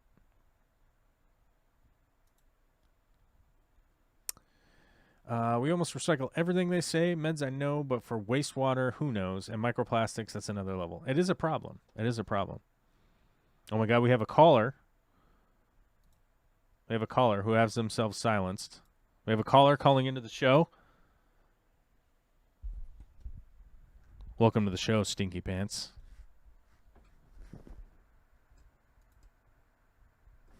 Well, he's not saying any sounds yet. We'll see if they say sounds. Hello? Oh, hello. Hello. Hi there. Welcome to the show, caller. I just wanted to say real quick, hello everyone. Well, hello there. How are you? Doing fine. Doing good. How's your Monday Yeah. going? It's been pretty good. Pretty relaxed. Is it chill? Are you feeling chill? No, pretty warm. Oh, like cozy? Toasty outside. I was out there. It was kind of cool this morning, and then the sun came out, and it kind of warmed up a little bit. Yeah, you're right. You're right. Yesterday It's only was 65. Yesterday was much warmer, but Saturday was sweating, boy. It was warm out, dude. Mm-hmm. So what's going on in your fish neck of the woods? Oh, nothing much. Nothing too eventful. Nothing too eventful. Okay.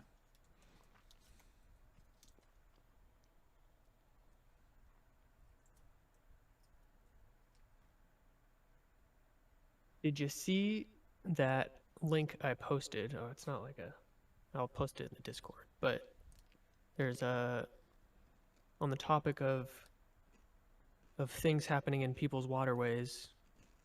Ireland is having a bit of an issue with algae in their water. Let me check this out. All right, we're going to the link.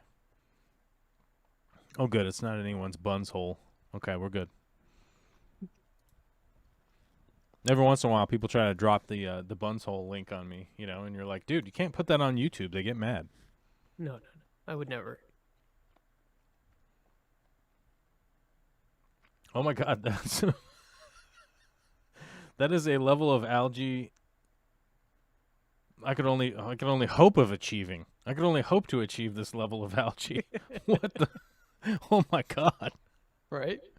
It's like it's not even water anymore. It's like it looks like It's a smoothie. it's like it's like a smoothie. Oh my God! You could open up shop. You could open up a smoothie shop without even owning a blender. You literally just go out and scoop some buckets of this garbage, throw it out there. It's the next health craze. You might get a free fish. It's like a cereal box. You get a free toy. Every once in a while, you get a fish. Oh my God! Ireland's largest lake is covered in a layer of thick algae. How deep? Okay, clearly this video isn't giving us every illustration of like what's going on here. But he needs to go further out into the lake. Like, how thick and how deep does this go? Because he is, admittedly, It could be at the shore. it looks like he's on the shoreline, right? Because he does pan up at one point, and you can see a much bigger body of lake right there. So you can see it's a much bigger lake. So I'm wondering, this could just be happening right in a little inlet here. You got to go out into the lake, my guy. We need better reporting here, okay? So this is a heavily moderated subreddit. Please note these rules or you get banned. Okay. Heavily moderated. All right, we're good. Hello there. Someone in agricultural background is correct that some form of macronutrients, more like phosphate and nitrogen, and sadly, yes, a large contributor is actually farms. The ground naturally releases. Blah blah blah. Yeah, I mean, every waterway near farming has to deal with this at some point in time, but I haven't seen it that bad. That's pretty buck wild. We should look into this more. Do we say your name on here, or do we just call you the cool team? Yeah, you can do whatever you want. I don't care. Well, is it cool to say your first name? Yeah, sure. Okay, cool. I don't want to, you know. I think the Discord says, yeah, the Discord says my name. The Discord says your names, but you know, we don't have to blurt it out I on appreciate YouTube. that. But No worries. yeah, I always want to check, because if you're like, hey, don't say my first name, because people might be able to find me by my singular first name. Pretty common first name. It's a pretty common first name, right? We'll call you JBP. Jordan B. Peterson. We'll call you the Shrink from here on out. Oh. Sorry, I was doing some research on Jordan Peterson's nonsense earlier today, so it popped in my head. What a lovely fellow. You're nothing like that guy, and you don't sound like Kermit the Frog either, so it's pretty glorious. But Jordan, do you think we should team up? We should squad up, fam, and head over to Ireland and figure it out ourselves? Ooh, some on-site reporting, yes. On the ground? Boots on the Yeah. ground. On the ground, taste testing the water. We better get a taste. Is that spirulina? Oh. Yeah, exactly. Have the Irish figured out how to farm spirulina at scale? Pre-blended. Jamba Juice is on the way. Jamba Juice. Yeah, actually. I wonder like what corporate entity is like, oh my god, we have an opportunity here. Yeah. I mean, it's probably like somebody from Instagram or TikTok or something that's like, oh my god, I could market this as Miracle Mud or something, you know. Have you seen the people that are drinking bleach? Have you seen that? No, but I've been seeing a whole bunch of people trying to get people to drink raw milk. Oh my god, don't do it. Yeah, no. Like cooking, like you can cook with raw milk, it's fine. Well, yeah, because you're gonna pasteurize it. Yeah, well, yeah, you're essentially pasteurizing it. You're making it safe. So the problem is with drinking raw milk is that there are a lot of, not a lot, but there are a lot of pathogens and things that are, and it's not pathogens is probably not the right word, bacteria and things that are going on in raw milk that if you haven't been raised on raw milk and as an adult you're suddenly going to start drinking it, like your body is not ready for it. Yeah. An easy way to explain it is like, why aren't you eating raw eggs all the time, right? And it's like, well, bodybuilders used to do it in the 80s, and you're like, how did that work out for those guys? They're not posting long lives. Like they're not meeting like longevity standards very often. So like just because somebody has made a bad decision doesn't mean like that validates it being good, right? But the people on Instagram, they say it's good. Right, and it's certainly not magic, by the way. Like, I've seen the marketing that, like, you're going to have all this, like, insane health benefits and stuff from drinking raw milk, and you're like, okay, it still is just a food product that is going to get broken down by your body. Like, right? Yeah. Like, it's not like, it doesn't have some magical nutrients in it that make you, like, run faster or something. Like, yeah. it still has calories, fat, protein, sugars, you know, like all of that. And it also doesn't have any vitamin A or vitamin D in it, right? Right, because they're not Which is very weird because, like, Americans have sort of taken it for granted that vitamin A and vitamin D are supplemented into our milk. Along the same lines of iodine being put into salt, right? Mm-hmm. Like Americans have taken it for granted that what happens when you don't have iodine? You grow a big ass goiter in your neck. Now here's the question. Do I know somebody who's actually grown a goiter in their neck? And the answer to that question would be yes. In modern times, which is just wild. It's like, what are you eating? What are you not eating? Like, what's the deal here? Vegetables. Yeah.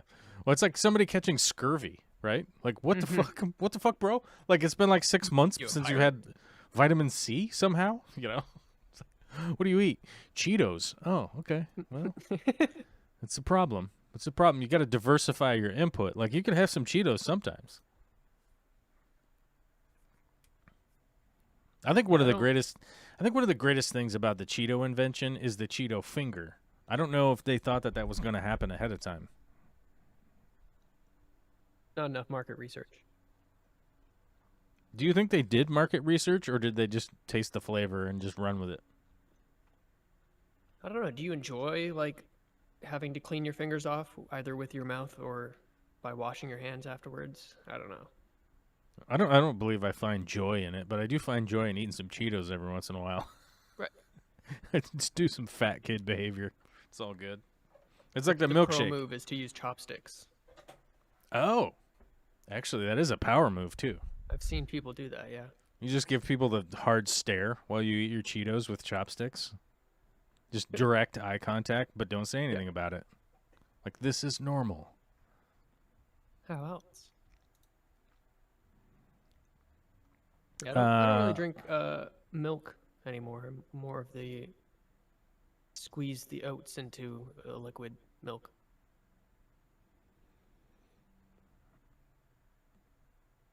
What's that? Not much of a milk drinker anymore. No. You don't just like sit down with a big glass of milk? Oh God! Even as a kid, I hated that. I eat some cereal sometimes. I don't really drink that much milk, honestly. Like, there's a little bit in my coffee and stuff like that, but nothing crazy. But the milkshake, you know, I went for the milkshake because I was they didn't have onion rings, and I was just disappointed. And I didn't want French fries because French fries are trash. I don't know, you know. If you're in the mood for onion rings, French fries aren't the same thing. It's not a substitute. It's not a 1-for-1, right? It would be like, you know, if somebody was going to give you $20 and you're like, oh, $20, that's cool. And then they're like, nah, sorry, we don't have $20. We have 50 cents for you. You know, and you're like, this is technically money, but it's not the same. Mm-hmm. And maybe it's not that dramatic, but you know what I mean. You got to be really dramatic. Otherwise, people won't click into your YouTube video because they need to be there for the drama. Got to engage. Engagement. It looks like Crystal Shrimp won the poll. I'm gonna end the poll because the stupid thing, like, it has this when the poll's going, it has this like squiggly line that like goes across, and it drives me nuts. So I'm just ending the poll now. No real reason other than that. I'm tired of the squiggly line going by. It's like a sideways barbershop poll. Does that make sense? Yes. Yeah.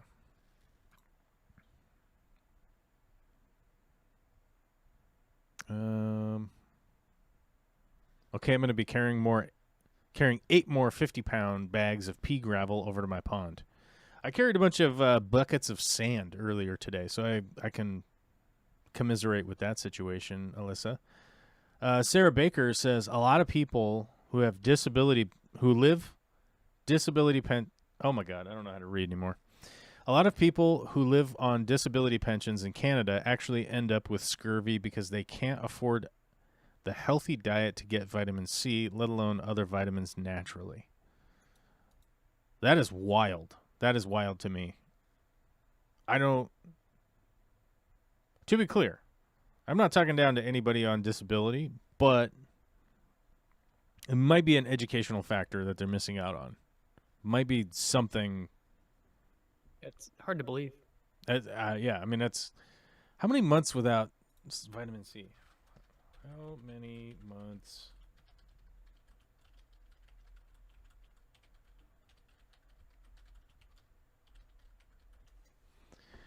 How many months does it take, you think?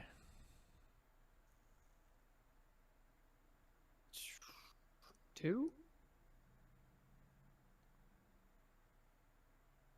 Okay, you can develop scurvy if you don't have enough vitamin C in your diet for at least 3 months.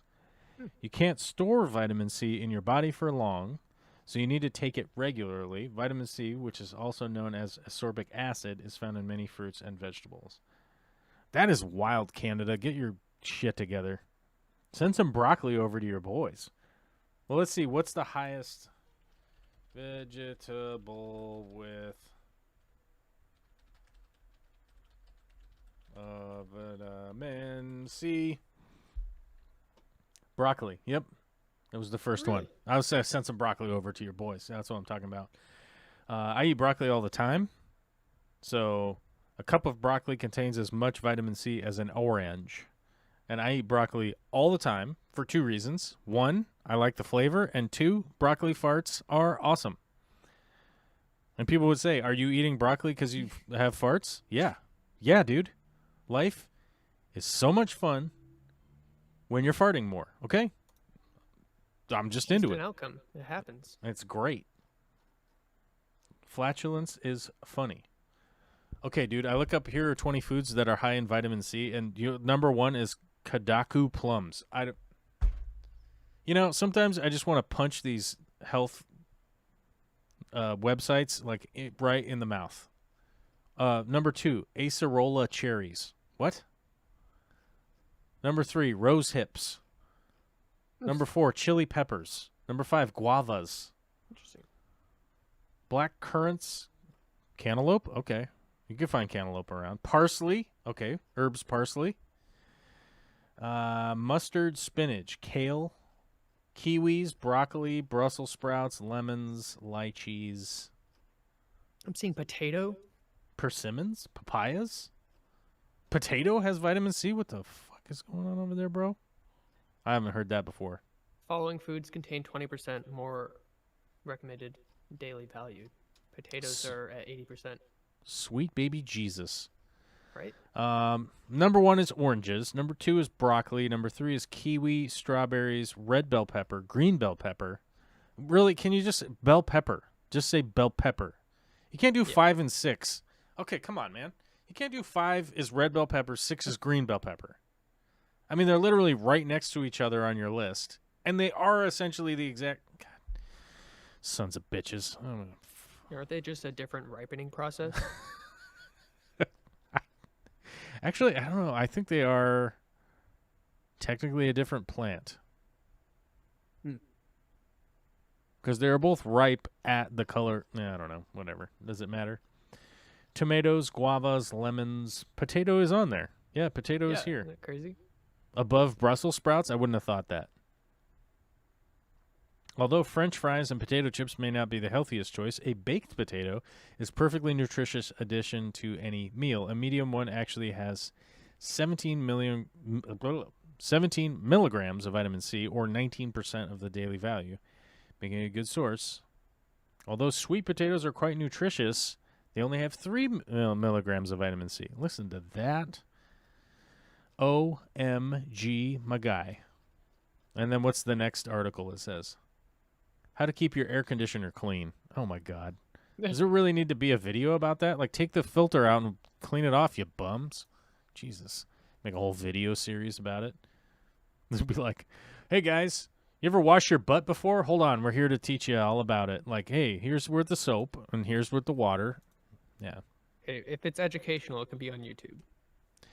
In Ontario, disability is $1,308 a month.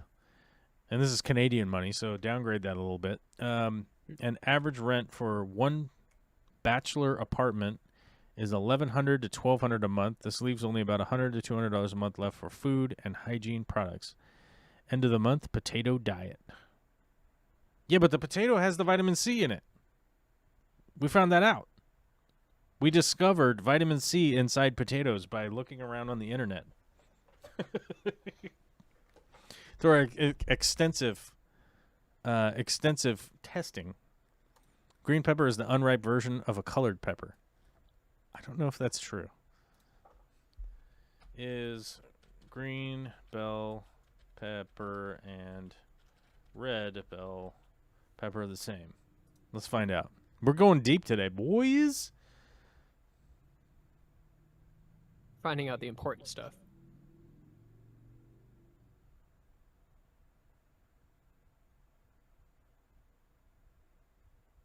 Okay, so they are slightly different.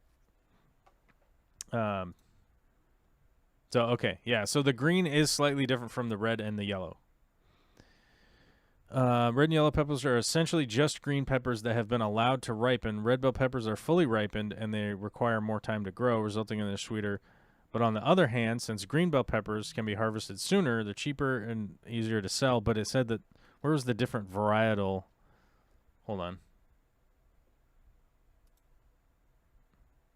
Yeah, permagreen varietals maintain its green color even when fully ripe. Yeah, that's the slight difference. So you can plant permagreen bell peppers that go fully ripe and they just stay green the whole time. That's the subtle difference. But then apparently standard bell peppers you can pick when they're green or they're yellow or they're red. Okay, there we go. Which I bet the green varietal is probably like a GMO or which by the way GMO gets such a bad rap because people are fucking idiots. But like genetic modification probably just has to do with pollinating or splicing or whatever, growing for specific.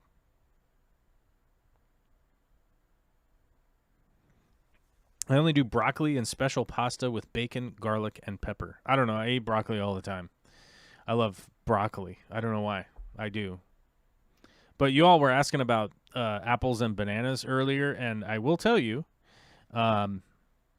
bananas are trash. I hate them. I hate bananas.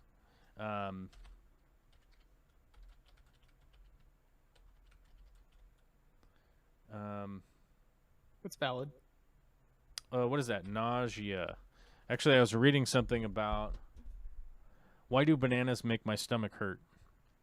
This was very recent. This is a very recent thing. This article will explore why bananas may cause GI symptoms, even though they are generally easy to digest and considered helpful when treating nausea. It will present some ways to mitigate. So, bananas also contain sorbitol. Sorbitol is naturally occurring sugar that can act as a laxative and can cause gas, bloating, and diarrhea when consumed in large amounts. Where is this? Okay, where is it? I recently read an article that was talking about, like, they found an enzyme in banana that causes people to get nauseous. And I have this trait. So if I eat raw banana, I'll get nauseous. I'll feel like, oh, God, I'm going to throw up. Now, I can have, like, a little bit of it. But I can have dehydrated banana, fine. I can have, like, pasteurized banana stuff. Yeah, all the cooked banana bread, all that crap. And it turns out that, like, that enzyme that they found, yeah, here it is. Most common cause of banana intolerance is small particles of the banana slip through the intestinal wall, and this will get them into the bloodstream. And I think this is what I have. If your body perceives these particles as the banana as a threat, it sends so-called antibodies to fight the particles. So it's like, I think this is what I got because, and you bear with me here. Like I haven't gone to the doctor or anything about it. I just don't eat raw banana. Like I'm just like, oh, fuck all that. It's gross. I don't want it, So I just steer away from it because I'm like, I don't think I need a medical doctor to tell me that eating raw banana makes me feel gross. So I'm like, yeah, I just don't do that. But that's why I have a disdain for banana. A lot of applications, banana is appropriate. It's all good. I don't mind cutting it up. I don't mind making it for somebody or any of that stuff. But if you're asking apples or bananas, it's simple. Apples. That's a simple answer. Apples are just superior. Much easier to eat, too. And so while the banana peel might pose a threat to somebody if they're walking in the 1920s, I find that the banana core is a much more, I don't know if I want to say this, like postmodernist like application of self-defense, right?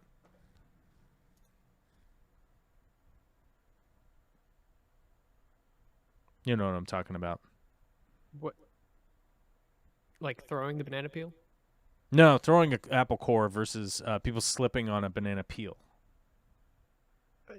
Yeah, Yeah, I could see that. You could easily dodge the banana peel. right. Because you just walk around it. You're like, Yeah, oh, hey, I'm not an idiot. I don't step on banana peels. That was so, bright and yellow. like, yeah, it was like, what, the 40s? The 20s? I don't know when was slipping on a banana peel all the rage? Good question. Let's find out. Let's get to the bottom of it.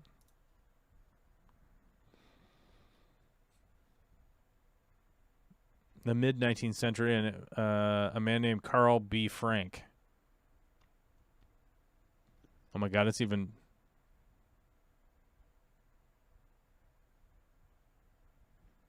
Whether or not people frequently slipped on the rotten skins, the banana peel came to symbolize poor manners. Around 1880, Harper's Weekly admonished anyone who tossed their banana peels on a public walkway, as this would likely result in broken limbs. Oh God. I feel like people in the 1880s were just so fragile. Like, I'll break my legs and arms if someone discards of a banana peel, sir. Well, That's you okay. could I didn't die realize. easily. I didn't realize Die it from went that anything. far back to the 1880s. I mean, this was like monocle wearing, top hat. Guys are wearing the top hat with the mercury sprayed inside it, you know? And then they were like, well, spraying mercury inside here is bad. So what we'll do is we'll spray lead inside here. That sounds good. We'll switch it up. Also not a good idea. What? No.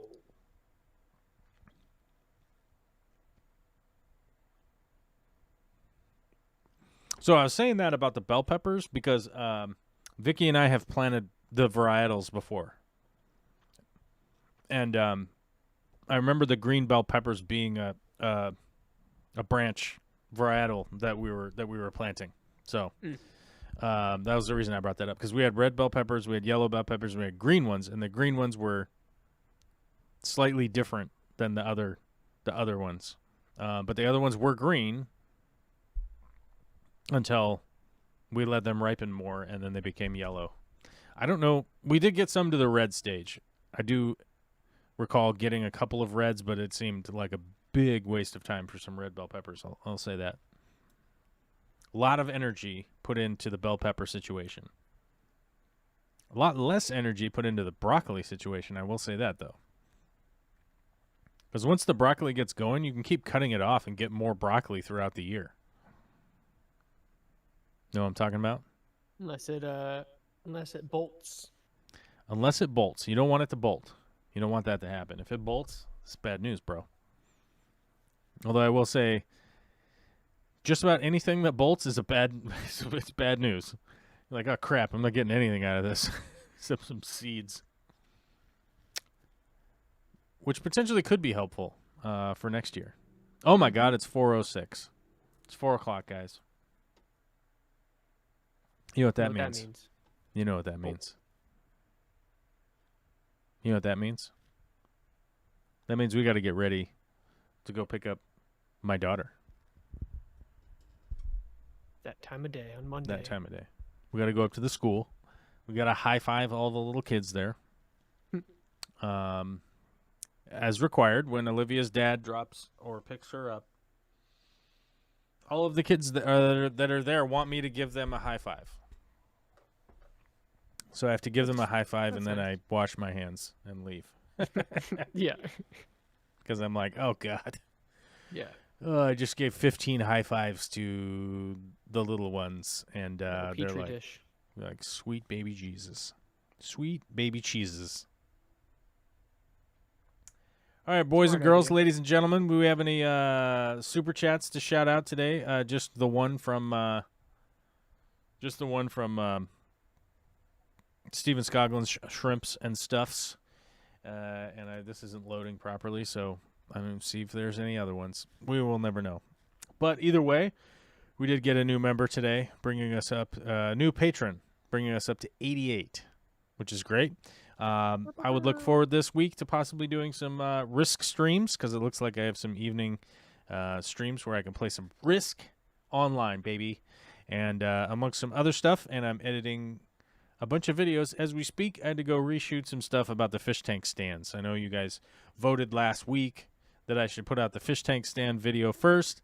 So I went to edit that, and I realized it's very rambly and very nonsensical video that I had recorded. So I have that as my go back and do some reshoots. I've already done some of the reshoots, and we'll be putting those together hopefully this week. Looking forward to that coming out. And amongst some other projects that we got going on, I got to build a deck and some other stuff.